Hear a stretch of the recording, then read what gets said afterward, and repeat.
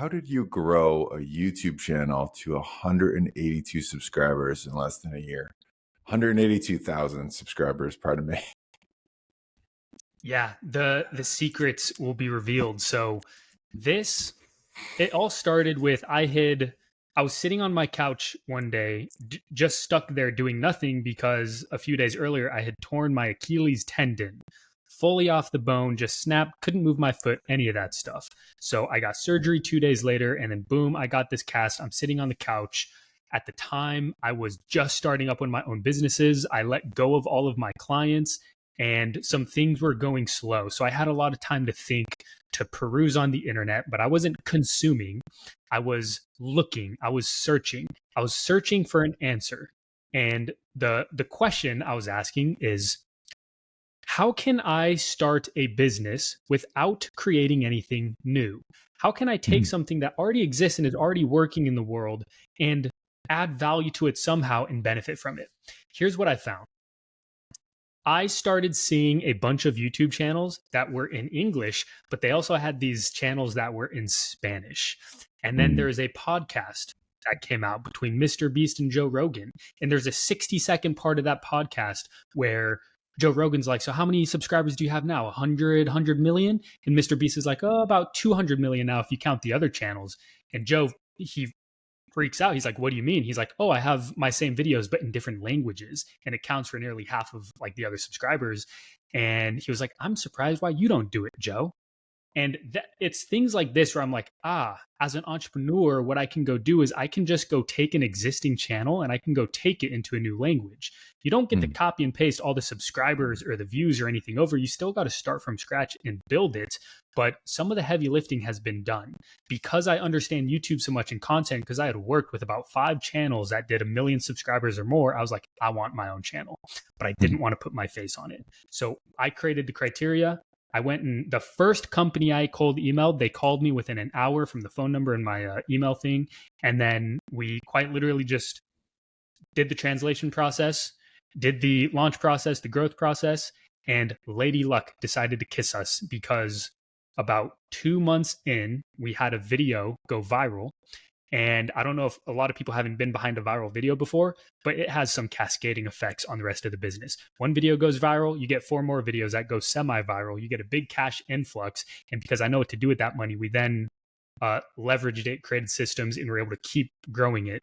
And so that took us up to about 182,000 in under 1 year, which I don't want to say I wasn't surprised, but it's not like that's not what we're aiming for. Yeah, that's incredible. What was your pitch to the channel? Because you were reaching out to the channels to sort of say like, hey, we want to take this and translate it to another language and, and sort of scale it there. Like, what was your approach there? Oh, you kind of just said it in a nutshell. So in my pitch, I didn't do cold email blasts. I did custom emails per person, but it was kind of an easier thing because 1, I just listed out the credibility of the channels I'd worked with before. And then 2, I mentioned, hey, there's a new opportunity that we see that no one else is doing, only the most successful channels. And we want to partner with you to do it. It is taking your channel and your business into a new language. The reason it hit so hard is because we covered the costs. So they didn't pay us money for this. I didn't want a client. I wanted a business. I wanted ownership. I wanted control. To do that, you need to put risk on your own shoulder. You need to have skin in the game. And so that's what we did. And boom, the deal closed like that. Yeah, that's such an important distinction there. So switching gears a little bit, I heard you on the Motive podcast. It was such an awesome interview. You talked a little bit about cutting your teeth in direct response marketing. Can you talk on that and maybe some lessons learned? Yeah, for sure. So direct response marketing, it's like my first love when it comes to this game. It is a style of marketing, very unique, where if you write an email, you write a post, you write whatever it is, whatever you write, whatever you publish online, the call to action or the goal is always to get them closer to buying. If you can, get them to buy in the same day. So the epitome of direct response is when you can put an ad out on any social media platform, like one of those annoying paid ads, somebody clicks it, and then they go to a page on your website, and that page is written so well that by the end of it, they're buying something. And that all happens within a 20-minute time frame. Stranger to pulling out the credit card to buy. That is direct response. It's collapsing the sales cycle from weeks into a moment. You only need to convert a small segment of the market. Like most people, they ignore those ads, they don't buy. But there's a small segment of people who do, and that's the only segment you need to get to buy to then cash flow and fund the next steps in your business and to make that whole thing profitable. So that's the game I grew up in. The first company I worked at was a big 8-figure direct response marketing company. I didn't even like marketing and sales, but I saw what you're able to do with it. And I was like, I suddenly love it because I could probably learn those skills and benefit myself. So I've a lot of what I've created and done in marketing has not been tweets and content and things like this, although I know that very well. It's been funnels and offers and things deeper in the sales process that get people to pay anywhere from $5 up to $50,000. And that's all been direct response. Yeah, that's incredible. What kind of lessons? I've heard you talk a little bit about like Hermos's approach, and like to me, it seems like that sort of informed some of how you position offers or how you think about stacking value, or just some of the different work that I've done. But what kind of impact has his work had on you? Yeah, I mean, it's so interesting because I remember clearly his whole claim to fame, the moment he became Hormozy to like the mainstream, the mass market, is when $100 million offers came out. Of course, he was crushing it at stuff. Before this, I have mentors who used to work with him and partner with him on things, so I got a unique insight into who he used to be. Yeah. That book, everyone loves it because it talks about offers. I didn't care about the offer part. I haven't memorized his formula. I don't use his formula. I think it's a little bit complicated, to be honest. But what I loved about it is how specific and detailed he got. He was able to go down to the number, each KPI, the different numbers, the average results someone would get after this time frame. And I was like, that's what excellence looks like. I never saw that before. In this kind of wishy-washy, general, vague, theoretical guru world, here's this guy who like was in the trenches, and then he came out and he's like, here's what I've learned. So that demonstration is what I've always wanted to do for myself, which is why I'm never going to just teach. I'm always going to keep doing. And the biggest lesson, and I'm just integrating this lesson now, is he said, you'll never see a CEO of 2 companies. As a creative marketer, that's tough because I got so many ideas. I want to do so many things. And that literally is the weakness when, at the start, it's the weakness. It can be the Achilles heel. And so if I'm doing more than one thing, I seriously question myself and I'm like, I'm breaking an important rule. I'm not special. I'm not someone who can make 2 things work. Don't try to force it. Like, go down to one thing and you'll be much happier. So that's the lesson that's always just helped me a lot from him. Yeah, that's super powerful. And I Yeah. think personally, that's something that's hitting right now. I'm like, that makes a lot of sense. Mm. Well, Yeah. like thinking about like, I mean, you're partnering with you have partnered and do continue to partner with some massive brands, some really big names in the personal branding space. And I've heard you talk about a few of them. I know that some of them, obviously you can. What have been like the big lessons or unlocks that you've had in the last year with working with some of these like mega creators or really big people in these spaces? Yeah, it's something we may talk about on right here about this idea of optics and just covert influence. It's this whole thing of, it's why I love the creator economy so much, is because there's a level of marketing ability that you have when your name means something. And it's this idea of status and influence and reputation that holds, in my opinion, the ability to just flip reality upside down, and you create your own reality distortion field in business. And what I mean by that is there are rules of nature, there are laws of physics that just kind of exist. But when you're a personal brand and your reputation is there, you don't play by those laws of nature. You have your own set of laws. And as people come into your world, they play by your rules. And a specific example, to get less poetic about it, is I remember working for one of these guys. He sold a big company, made a ton of money, and then started talking about it, became super popular, and then started teaching people about this stuff. I saw people pay him $30,000 up front for 30 days of consulting You know, you see Hormozy's video of like, I paid, what's his name, Grant Cardone, $100,000 for 4 calls. I saw that firsthand on a smaller level. And then that same creator would turn around to me and pay me $3,000 to go deliver all of the stuff. And I was like, wow, he didn't have to do any, like that guy just threw money at him. And and he gets to keep all the money. And I was like, someday it'd be cool to just be that guy who can get directly paid the 30K rather than needing someone to go sell that and then I go deliver on it. So that's what I look at when I partner with creators. There's all these intangibles, these hidden things beyond the copy, beyond the content, beyond the funnel, beyond the offer even, that can lead to sales and conversions. And I call it, it's hidden in plain sight. We don't see it because it's right in front of our face. I've started to see it, and now these are the things that I work with when I do these type of businesses. That's cool. It's the criteria there. Like, I think I've heard you talk about it before. Like some mix of like charisma and some business savvy, and like what's the magical formula? Like the triangulating thing principles you're looking at there. Yeah, there are 3 main things I've always looked at. I call it, 1 is charisma, 2 is the archetypical story, and 3 is what I might call the X factor. I just came up with that today, that last one. Charisma is less about, the type of charisma where you can walk into any room and you just like crack a joke and make, friends with strangers. Not that type of charisma. It's this charisma where if you're on video, I'm specifically talking video charisma, because if you have this, then it can translate into text. But just because you can do text doesn't mean you can do video. And video is what scales, in my opinion. Anyways, that's a different subject. Totally. The charisma is like, you just have this presence.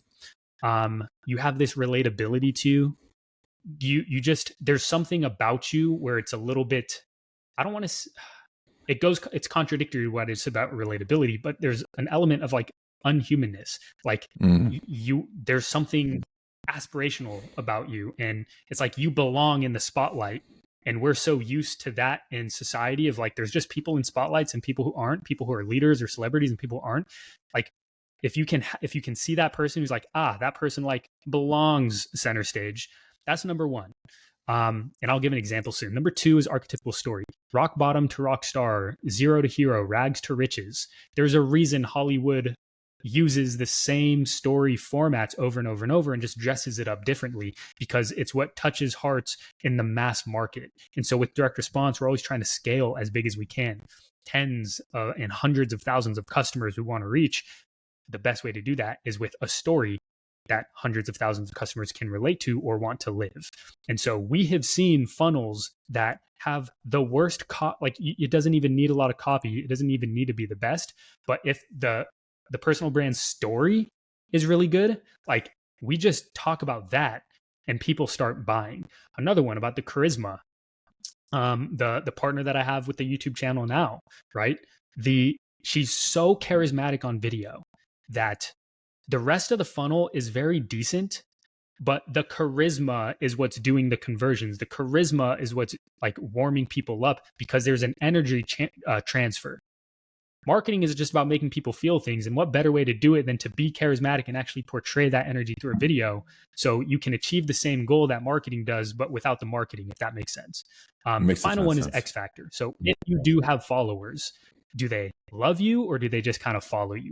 The example is, if you post and you see the comments, is it just like, oh, cool post, or oh, awesome?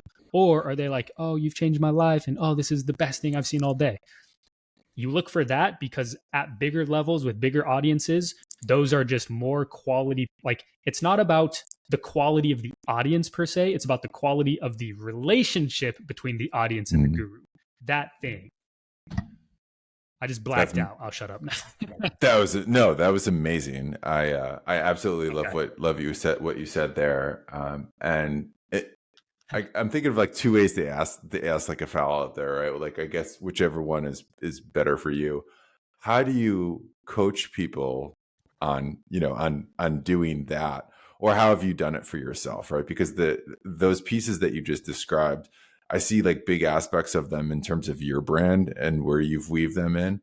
But I'd be really curious from you, either how you would help somebody do that or how you've managed to do that yourself. 2 great questions, because how I help someone do it is very different It's a different answer than how I do it for myself. So historically, I never did it for myself because those things, like one, I was never charismatic, or I never found my charisma style, you could say. Two, I never really had that type of super relatable story, or I didn't think I did until recently. And then three, I just never had an audience, so I didn't know if I had that like relatability factor. It's why I was always behind the scenes. I'm like, Mhm. I don't need to be a personal brand, but I'll work with the personal brand, because what I saw, all of these big creators, it was never just them. So many of them had a hidden business partner behind the scene. Let's call it, you have a ghostwriter who writes all your content. Let's call it a ghost guru, the person who runs the business. And I'm like, I want to be that guy. Maybe that's my purpose. So that's how I learned all of this stuff, because I just saw it firsthand from being behind the scenes and seeing what works and what doesn't.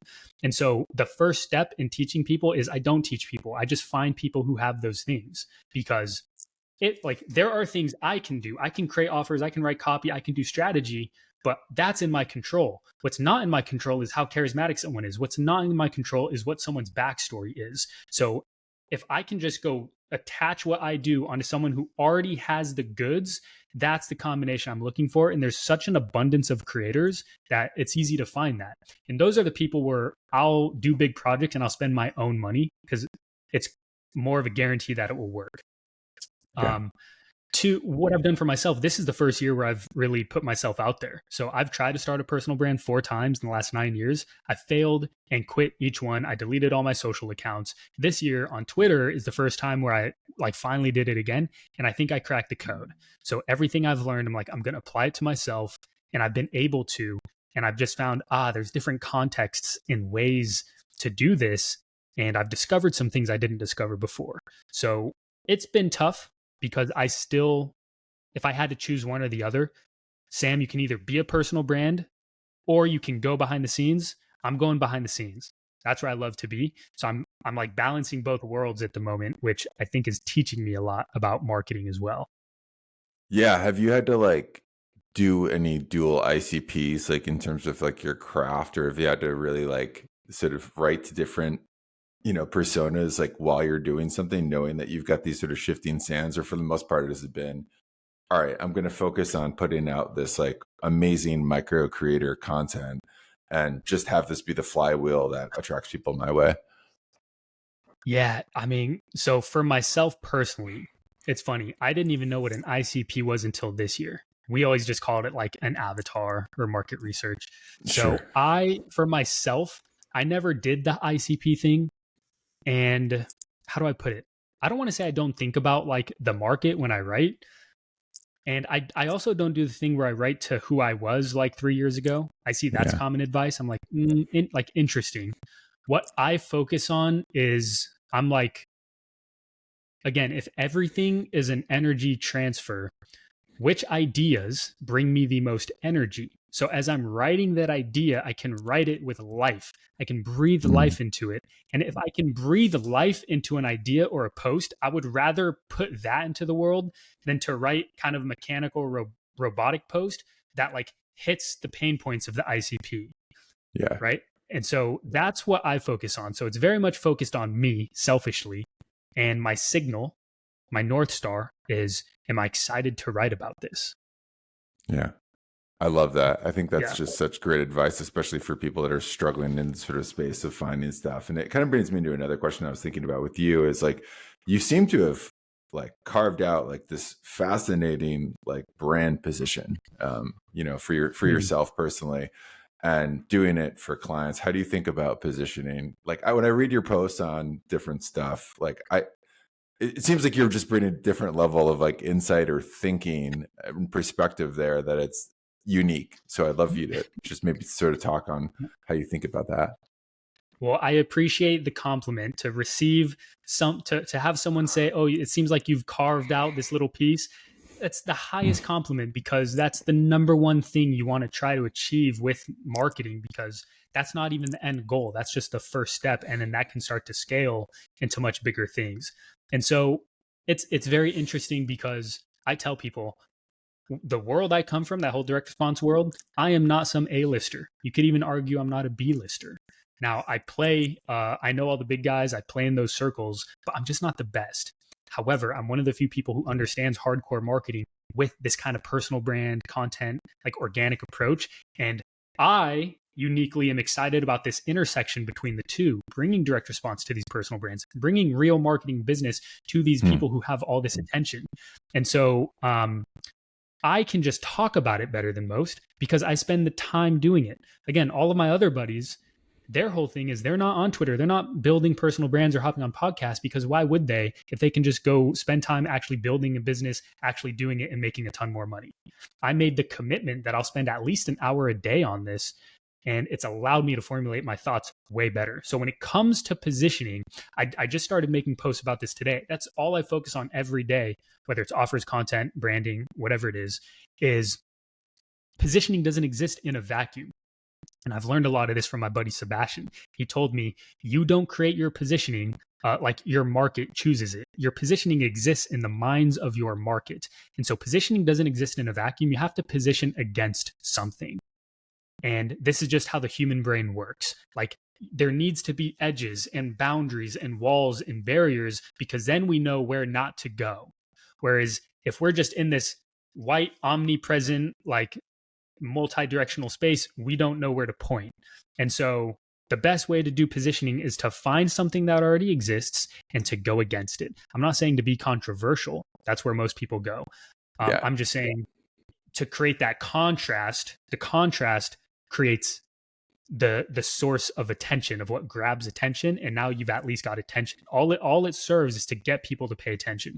So I usually focus on this less for personal brands. I'm still learning how to do that on a personal brand level, but I'm really good at doing it for offers, things we sell. That's counter to most of the advice I hear, which is kind of that throw rocks at, the enemies kind of a thing, or like find the hill that you're going to sort of stand on. How are you doing that with offers? That's like such a fascinating thing. Yeah. So I'm still finding my hills, I think. And before I ever teach this stuff, I'm always one to go do it so I can see firsthand. And then, here's what I've done. And the hill I know for sure, there's some hills that I know for sure I'm standing on, is one, transparency. So I've built a name for like being more transparent than others. I took build in public to a different level, right? And I just love that stuff. That's just related to me. So if I wanted to go position myself, I can start to go throw stones at anything that's untransparent. As an industry insider, I uniquely know what's going on.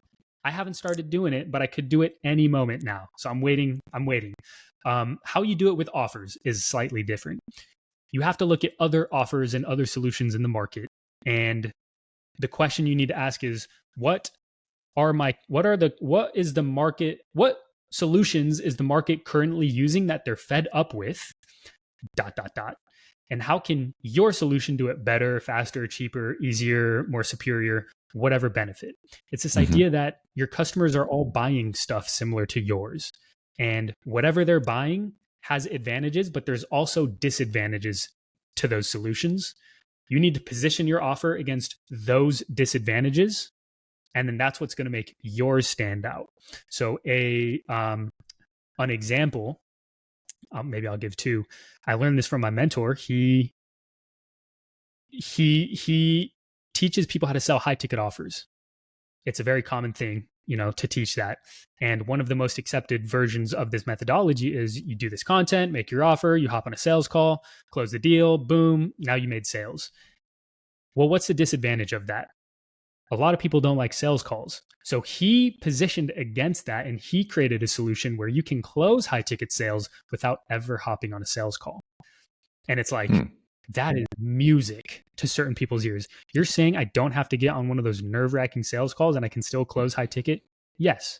And I'll teach you how in my offer. You see how that just flows very easy? Yeah. There's always a market for that. That's the thing. You're not going to get the whole market, but you're going to get people who like that over the other solutions. So today, right, I was looking at personal branding. I'm looking at all the offers in the market, and I was looking at the disadvantages of those offers. And one of the big disadvantages, especially on Twitter or LinkedIn, is this idea that I hate creating this content because a day later it like disappears and I have to create more. Like, it dies so fast, and that eats away at certain people. And so a good offer would be, well, what if you could build your personal brand without creating content that dies, but creating content that actually lives forever? It doesn't just die. You can keep using it over and over and over, and it actually like grows. People love that. And all that is YouTube long form, blog posts, whatever. It's kind of like what Dan Coe might teach in the 2-Hour Writer. Positioned that way, you will attract people who hate the thought of doing work that doesn't live on, you know? And that's just one thing. So I'll stop. Great example. I'm going off on a tangent. Great example. And like the dumb follow-up question that I have to ask is, but how'd you like get to this level of doing it, right? Like, because I like this is something that I see so many beginners struggle with so much, and like you have to just iterate forward with it. But how'd you learn to position at the level that you are?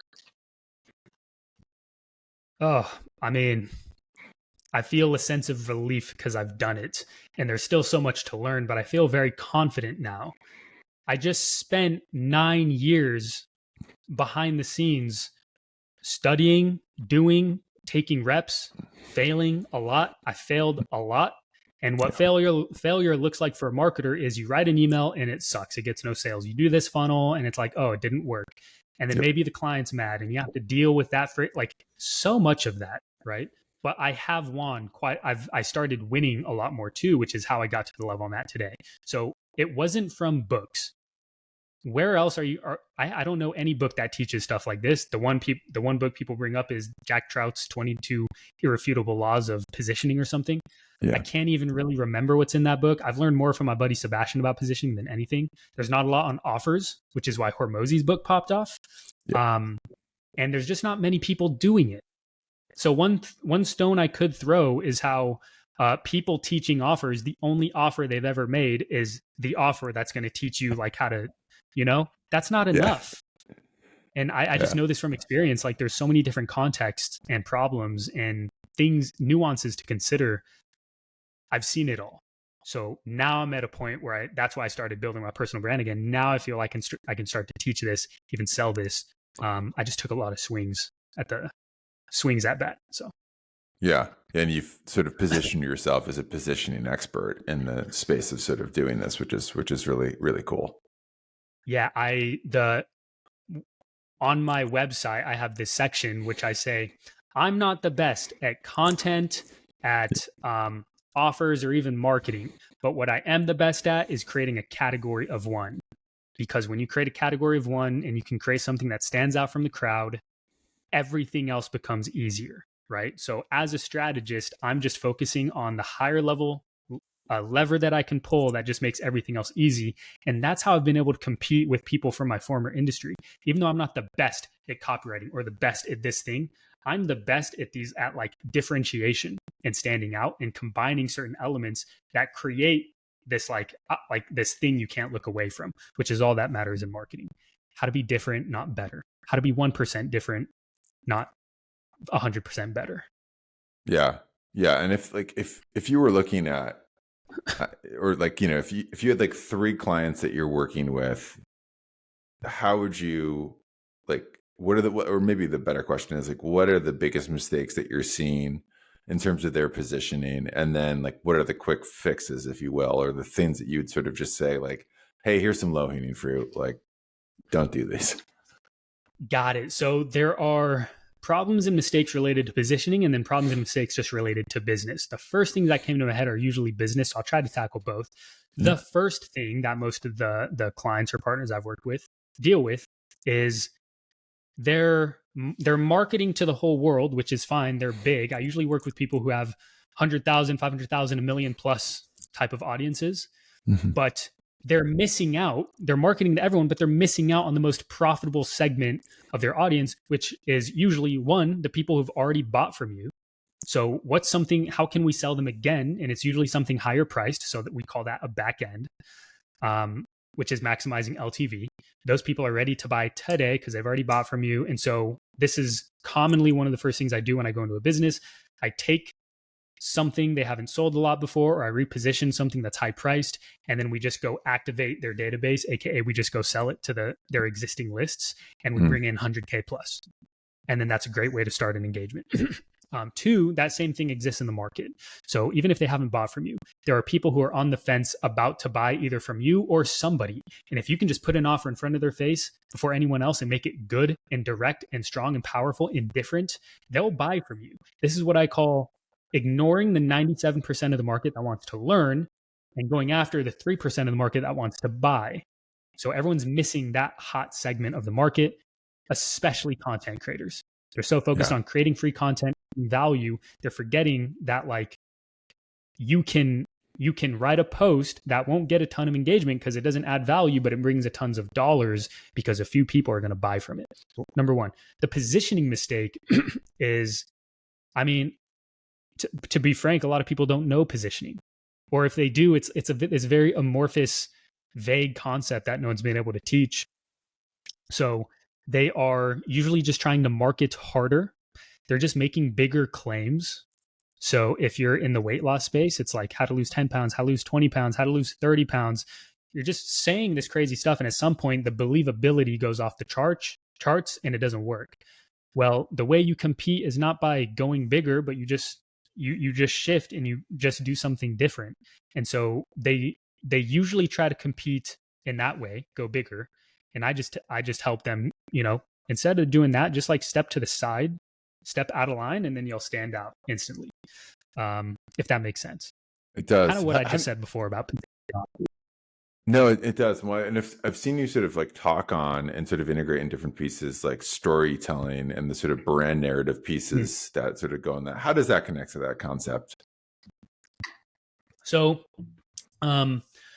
in direct response, we use storytelling as a conversion tool. So we don't just tell any story. We tell a story that moves people through the sales cycle.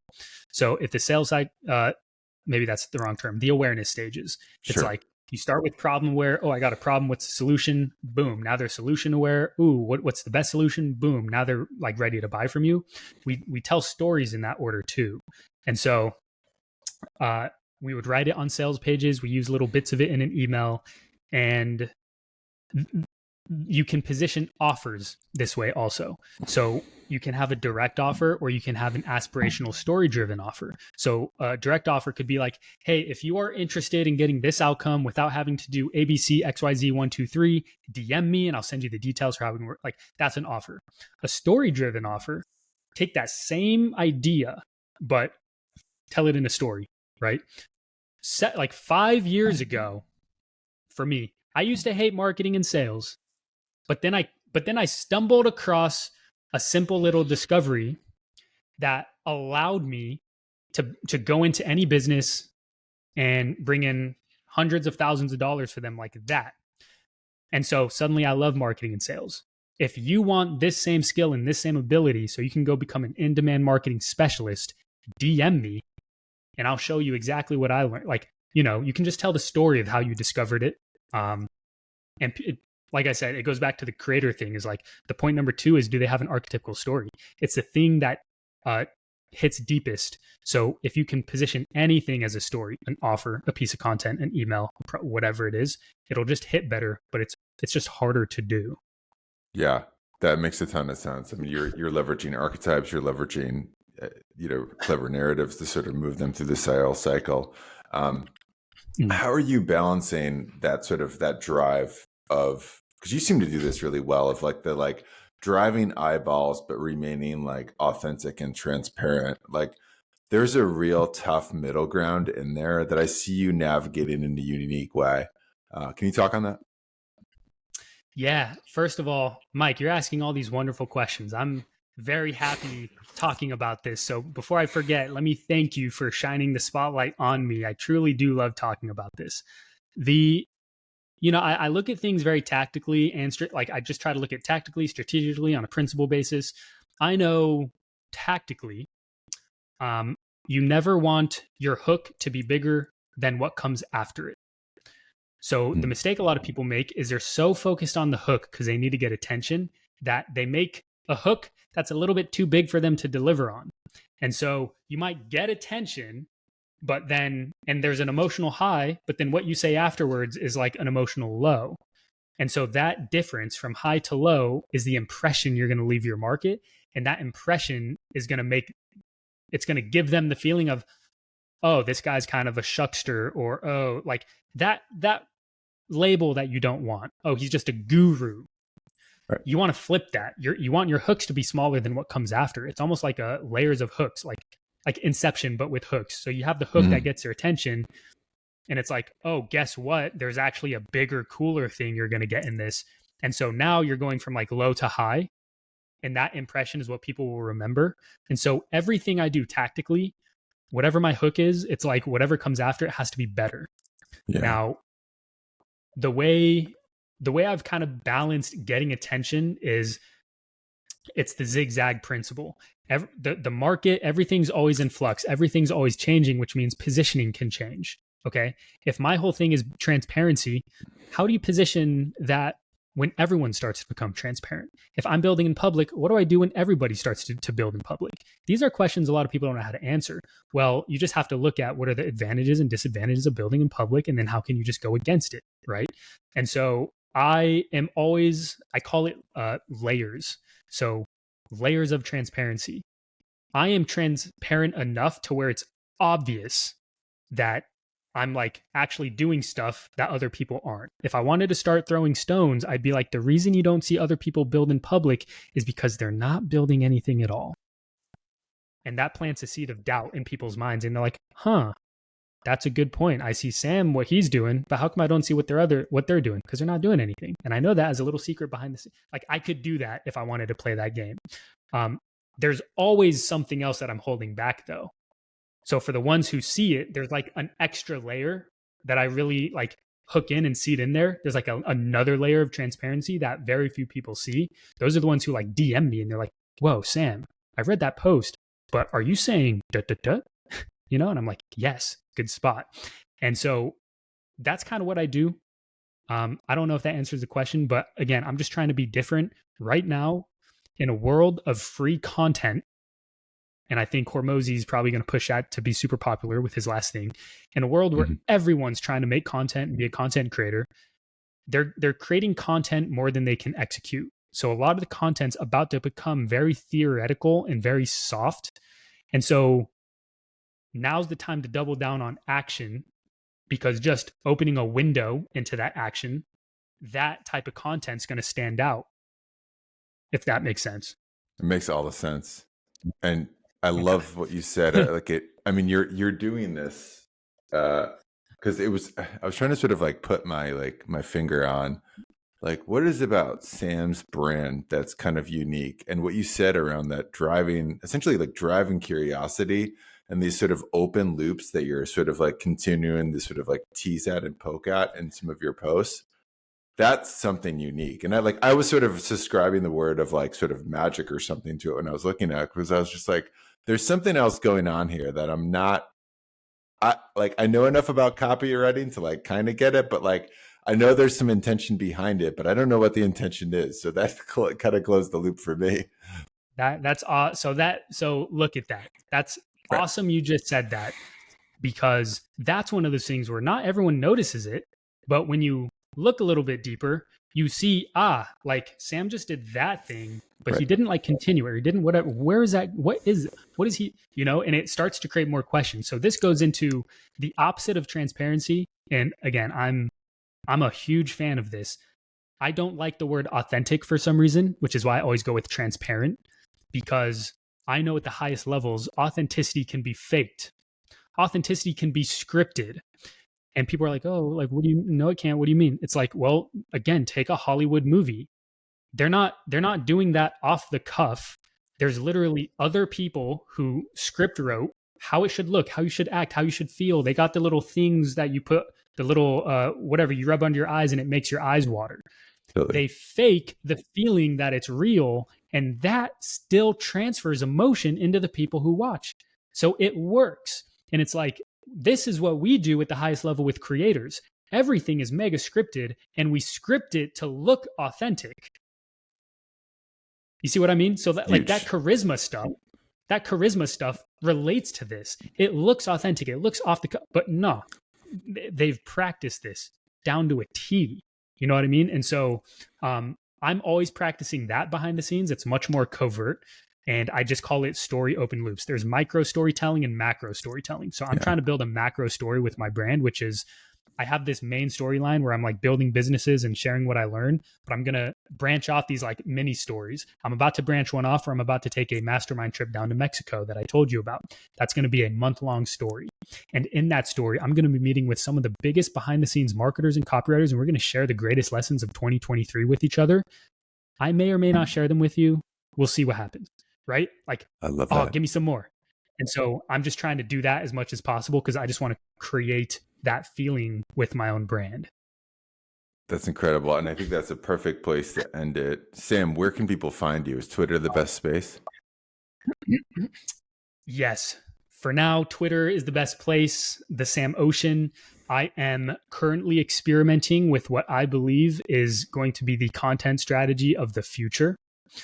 It is a cross-platform, multi-channel, organic paid advertising hybrid approach that I'm learning from somebody right now. And so I'm going to be starting to post on LinkedIn, YouTube. What else is there? Running ads on different platforms, and I have an email list, dualify.com. All those platforms, I'll just be building in public and sharing everything that I'm doing with you. I'm pumped for it. I know other people will be too. Subscribe to his newsletter. Check him out. Sam is incredible. And thank you so much for being here, man. Oh, thank you, man. This was a